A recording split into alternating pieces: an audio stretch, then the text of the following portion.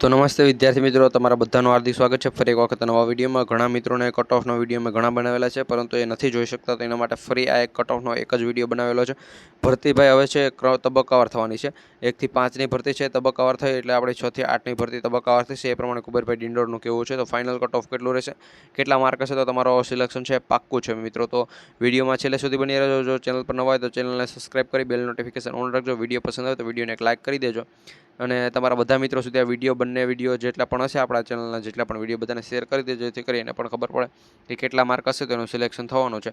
તો એ મિત્રો 33% અનામત સાથે મહિલાનું કટઅપ પણ કહીશું, તો યાર મહિલા જેટલી પણ હોય એ બધી એક વિડીયોને એક લાઇક કરી દેજો, જેથી કરી આવી અપડેટ અમે તમારા સુધી પહોંચાડતા રહીએ।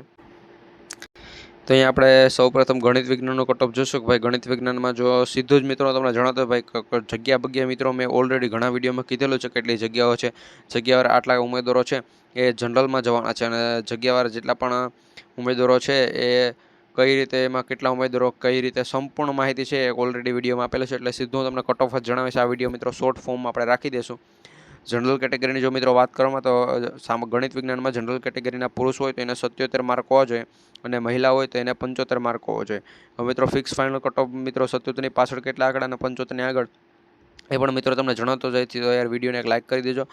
ચેનલ પર નવા હોય તો ચેનલને સબસ્ક્રાઇબ કરવાનું છે ભૂલતા નહીં। જો જનરલ કેટેગરીમાં પુરુષ ઉમેદવાર હોય તો એને 77.3128 માર્ક હોવા જોઈએ, અને જો મહિલા કોઈ પણ હોય તો એ મહિલા હોય તો મહિલાને છે એ મિત્રો 75.8391 માર્ક હોવા જોઈએ। એના પછી નેક્સ્ટ મિત્રો આપણે વાત કરીશું કે શું કહેવાય ગણિત વિજ્ઞાન વિષય જ ગણિત વિજ્ઞાનમાં એસસી કેટેગરી, એસસી માટે જે પણ મહિલાઓ પુરુષ છે તો પુરુષને 74.5769, જ્યારે મહિલાઓ છે તો મહિલાઓને 73.9836, અને બીજી જો મિત્રો નેક્સ્ટ વાત કરવામાં આવે તો એના પછી આવશે એસટી કેટેગરી કે જેમાં જો પુરુષોને સિલેક્શન જોતું તો 67.8873, અને મહિલાઓને સિલેક્શન જોતું હોય તો 66.0835, કેટલું 66.0835 આ પ્રમાણે મિત્રો કટ ઓફ રહેવા પાત્ર છે।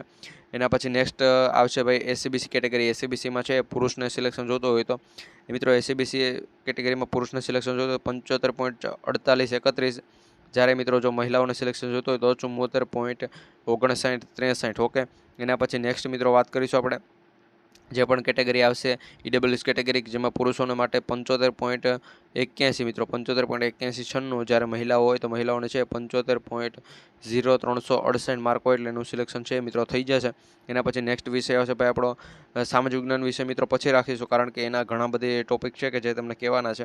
તો એના પછી મિત્રો સીધો ટોપિક આપણે લઈશું સામાજિક વિજ્ઞાન બાદ મિત્રો નેક્સ્ટ આવશે આપણે હિન્દી વિશે। તો હિન્દીની જો વાત કરી લઈએ તો મિત્રો હિન્દીમાં જનરલ કેટેગરી હોય તો મિત્રો જનરલ કેટેગરી માટે છે એ કટ ઓફની વાત કરવામાં તો જનરલનું છે એ 66.3168 રહેવાનું છે। એના પછી મિત્રો નેક્સ્ટ આવશે એસસીબીસી કેટેગરી કે જેનું મિત્રો 65.7891 રહેશે। જો મિત્રો આટલા માર્ક હશે એટલે તમારું સિલેક્શન છે ફાઇનલ છે। ઈડબ્લ્યુએસ માટે છે 65.68 છે 65.6813। એના પછી નેક્સ્ટ આવશે ભાઈ એસસી કેટેગરી કે જેનું મિત્રો કટ ઓફની જો વાત કરો તો એસસી કેટેગરી માટે કટ ઓફ છે એ 64.8562। એના પછી મિત્રો વાત કરવામાં આવે નેક્સ્ટ કેટેગરી કે ભાઈ એસટી કેટેગરીનું કટ ઓફની વાત કરીએ તો 64.1824। એના પછી મિત્રો પીએચ કેટેગરી માટે છે 63, અથવા મિત્રો પીએચ માટે 63ની નીચે પણ જઈ શકે। જો ઉમેદવારો જિલ્લા પસંદગીને ના કરવા આવે તો મિત્રો 63ની નીચે પણ જઈ શકે છે। એના પછી મિત્રો જો હું નેક્સ્ટ વાત કરું તો ગુજરાતી વિષયની જો મિત્રો વાત કરવામાં મિત્રો ગુજરાતી પ્લસ સંસ્કૃતનું મિત્રો છે એ એનો એક અલગથી વિડીયો બનાવી દો, કારણ કે મિત્રો એના કટ ઓફમાં ધરખમ મિત્રો ફેરફાર થયો છે। જેમ કે પહેલાં 69 માર્ક હોય અને સિલેક્શન થઈ જાય, પરંતુ મિત્રો આ વખતે એવું નથી। 69ની જગ્યાએ મિત્રો ઊંચું ગયું છે કે નીચું ગયું છે, જો મિત્રો એના ઉપર તમારે કટ ઓફ જોતો હોય તો ખાસ કરી ચેનલ સબસ્ક્રાઇબ કરી બેલ નોટિફિકેશન ઓન રાખજો। અને મિત્રો એક નેક્સ્ટ વિડીયો આવશે, એના માટે આ વિડીયોનો ટાર્ગેટ છે 100 લાઇક મિત્રો 100 લાઇક કમ્પ્લીટ થશે એટલે આ વિડીયો પણ આવી જશે। અંગ્રેજી વિષયના જો મિત્રો કટ ઓફની વાત કરી દો તો અંગ્રેજી વિષયનું કટ ઓફ છે એ પુરુષ હોય તો પુરુષને 71.61 જનરલ કેટેગરીમાં, પુરુષને 61.87, અને જો મહિલા હોય તો મહિલાઓ છે એને 69.8213 મિત્રો આ પ્રમાણનું રહેવાનું છે જનરલ। એના પછી એસસી કેટેગરીની વાત કરું તો એસસી માટે છે 70.7018। એના પછી પુરુષનું અને મહિલાઓની વાત કરીએ તો 68.9961 મિત્રો આ પ્રમાણનું રહેવાનું છે। એના પછી આગળની જો મિત્રો વાત કરીએ તો આગળ આવશે તમારી ઓબીસી કેટેગરી।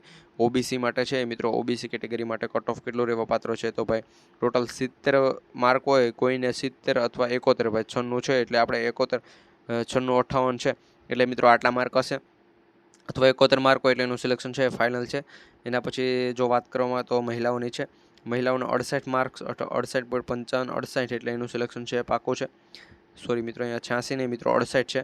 એના પછી ઈડબ્લ્યુએસ કેટેગરીની વાત કરીએ તો ટોટલ 71.0872 માર્ક હોય એટલે પુરુષનું સિલેક્શન પાકું, અને મહિલાઓના સિલેક્શન માટે એને છે એ શું કહેવાય 67 માર્ક્સ હશે અથવા 66 મિત્રો 66 માર્ક્સ હશે એટલે સિલેક્શન પાકો છું. જો મિત્રો અહીંયા હું તમને 66 શા માટે કહું છું, કારણ કે અહીંયા 66.0182 છે, અને મિત્રો જો 67 કેવું એ પણ યોગ્ય નથી, એટલે મિત્રો 66 માર્ક હશે એટલે સિલેક્શન ઇનફ છે મિત્રો, તમારું સિલેક્શન છે થઈ જવાનું છે.